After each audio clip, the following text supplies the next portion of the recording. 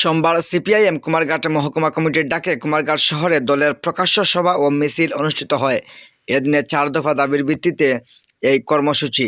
তার মধ্যে এক দেশ এক ভোটের বিপক্ষে, বেকারদের কর্মসংস্থানের পক্ষে, নারী নির্যাতন ও দ্রব্যমূল্য বৃদ্ধির প্রতিবাদ জানিয়ে সোচ্চার হন সিপিআইএম নেতৃত্বরা। উপস্থিত ছিলেন সিপিআইএমের রাজ্য কমিটির সম্পাদক তথা বিরোধী দলনেতা জিতেন্দ্র চৌধুরী। এছাড়া উপস্থিত ছিলেন সিপিআইএম রাজ্য সম্পাদক কমিটির সদস্য রাজেন্দ্র রিয়াং ও সিপিআইএম কেন্দ্র কমিটির সদস্য তপন চক্রবর্তী, স্বপন কুমার বৈষ্ণব সহ সিপিআইএম কুমারঘাট মহকুমা কমিটির অন্যতম নেতৃত্ব সুশীতল দেবনাথ সহ দলের অন্যান্য নেতৃত্ব ও দলীয় সমর্থকরা। এদিন বক্তারা বক্তব্য দিতে গিয়ে কেন্দ্র রাজ্য সরকারের শাসক দলের বিভিন্ন কাজকর্মগুলি নিয়ে সরব হন।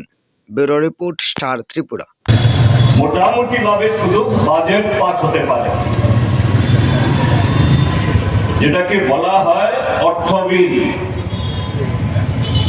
একজনের সংখ্যাগরিষ্ঠতা হলেই বাজেট পাস হতে পারে। সংবিধান সংশোধন ধরে থাক, এই এক দেশ এক ভোটের মতো যেগুলো তারা এখন পায়তারা করছে, সংবিধান সংশোধন তো অনেক বড় জিনিস। এমনকি যে মোদী সরকার চাইলে গত 10 বছর যেভাবে কোথায় কোথায় কৃষকদের অধিকার কেড়ে নিয়েছে, শ্রমিকদের অধিকার কেড়ে নিয়েছে, সংবিধানের মূল কাঠামোকে আঘাত করে কাশ্মীরের স্বায়ত্তশাসিত অধিকার কেড়ে নিয়েছে, একটা পূর্ণ রাজ্যকে টুকরো করে তাকে অবনমন ঘটিয়েছে। নরেন্দ্র মোদী, অমিত শাহ সেই ক্ষমতা আর নেই। তাহলে কেন বিলটা আনছে? এই বিল তো পাস হবে না। আগামী 5 বছরে এই বিল পাস হওয়ার কোনো সুযোগ নেই। এ বিলকে বর্তমান এনডিএ জোটের নীতিশ কুমারের পার্টি এবং চন্দ্রবাবু নাইডুর পার্টি তারাও সমর্থন করে না। আনছে কারণেই ভারতবর্ষে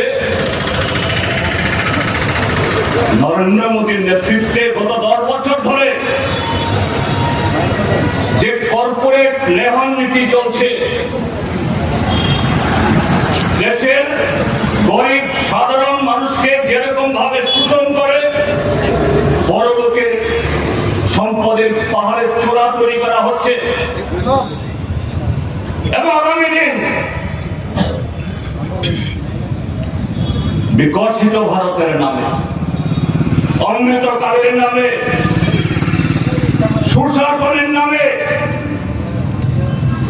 ভারতবর্ষের এই স্বাধীনতা বিরোধী যারা স্বাধীনতা সংগ্রামের পেছনে যারা ছুরি মেরেছিল, এই আরএসএস এবং আজকে তাদের বসঙ্গত এই ভারতীয় জনতা পার্টি, তারা ভারতীয় স্বাধীনতা সংগ্রামের ফসল।